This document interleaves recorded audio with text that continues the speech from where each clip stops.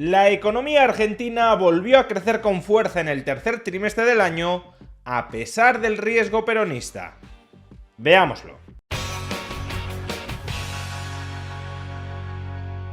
Durante el segundo trimestre de este año 2025, la economía argentina se contrajo un 0,1% con respecto al trimestre anterior. Se trata de un dato obviamente negativo que contrasta con el fuerte ritmo de crecimiento que había experimentado durante los trimestres anteriores. Y si usáramos esa habitual definición de recesión de 2 trimestres consecutivos de crecimiento negativo, deberíamos concluir que si la economía argentina se hubiese vuelto a contraer durante el tercer trimestre de este año, habría vuelto a entrar en recesión, como ya sucedió en varias ocasiones durante el anterior gobierno peronista.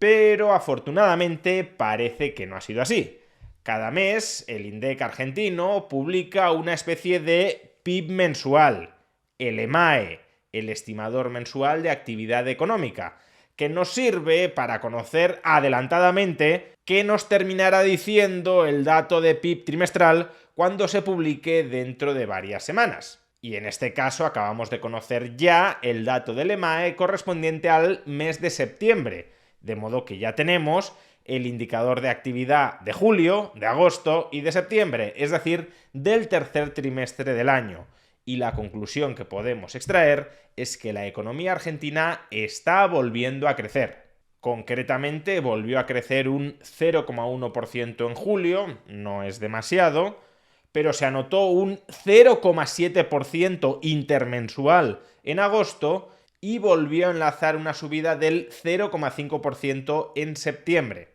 Y esto tiene tres implicaciones estadísticas. La primera es que el crecimiento intertrimestral del PIB en este tercer trimestre del año se ubicará muy probablemente en torno al 0,5%, revirtiendo en consecuencia, y de sobra, toda la caída que había experimentado en el trimestre anterior, el 0,1%. La segunda es que a estas alturas del año la economía argentina se ha expandido alrededor de un 5% con respecto al mismo periodo del año anterior. Y la tercera es que toda esta acumulación de crecimiento de actividad económica ha llevado a que el nivel de actividad económica de Argentina sea en septiembre de este año 2025 el segundo mayor de toda su historia. Pero ¿por qué la economía argentina se contrajo durante el segundo trimestre del año y ha crecido de un modo tan apreciable durante este tercer trimestre del año, a pesar de concurrir en este tercer trimestre el riesgo peronista que desde luego hundió las cotizaciones bursátiles y disparó la prima de riesgo del país? Pues probablemente haya varios factores que lo expliquen, pero desde luego uno de ellos es este. Observad el siguiente gráfico, que representa el tipo de cambio real multilateral de la economía argentina. En pocas palabras, cuán relativamente caro o relativamente barato está el peso con respecto a las divisas de aquellos otros países con los que la Argentina mantiene intercambios comerciales. Cuando esta línea baja significa que el peso se está apreciando en promedio con respecto al resto de divisas,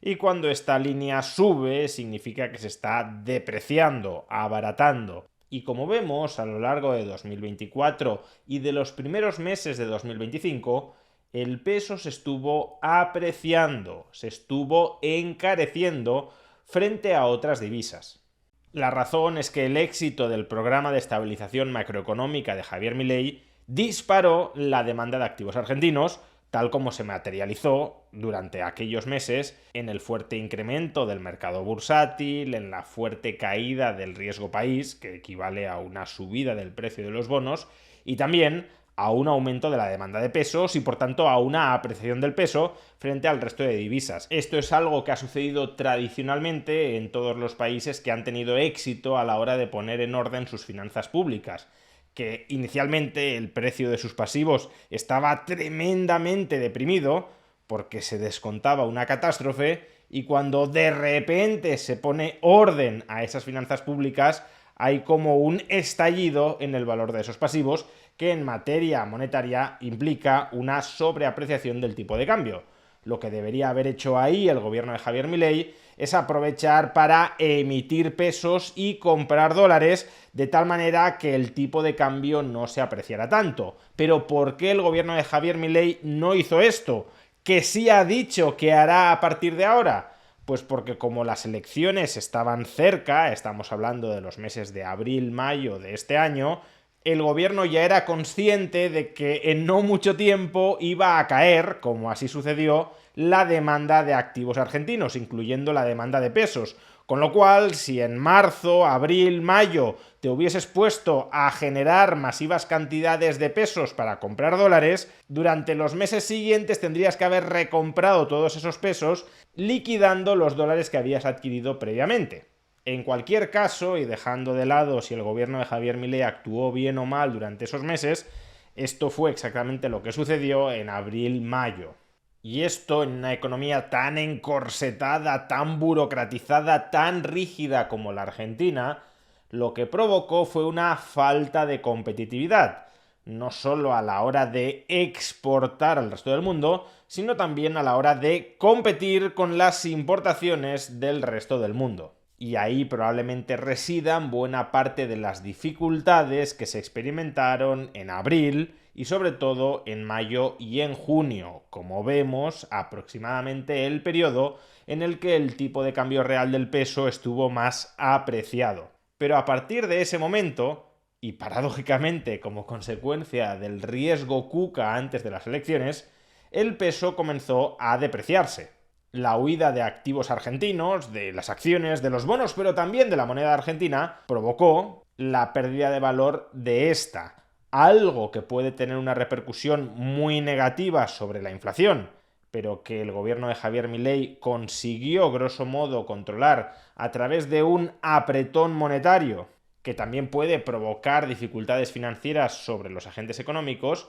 pero que, por otro lado, esa depreciación del peso puede contribuir a relanzar la competitividad de la economía argentina, sobre todo si el nivel de precios internos del país no se dispara al mismo ritmo o en mayor medida que la depreciación nominal del peso, cosa que no ocurrió como ya explicamos en vídeos anteriores. Por tanto, desde junio aproximadamente la economía argentina ha comenzado a ganar competitividad, como se observa en este gráfico. El tipo de cambio real multilateral del peso se ha depreciado frente al resto de divisas globales y por tanto la producción argentina se ha vuelto más globalmente competitiva y eso se ha trasladado en un relanzamiento del crecimiento económico a pesar de la enorme incertidumbre electoral que había en el país.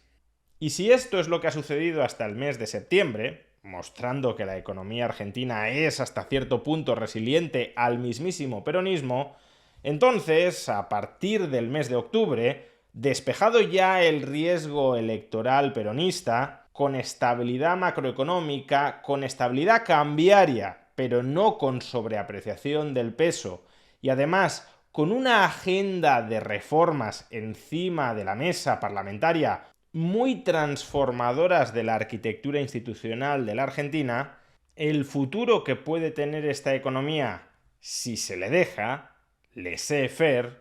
es verdaderamente prometedor.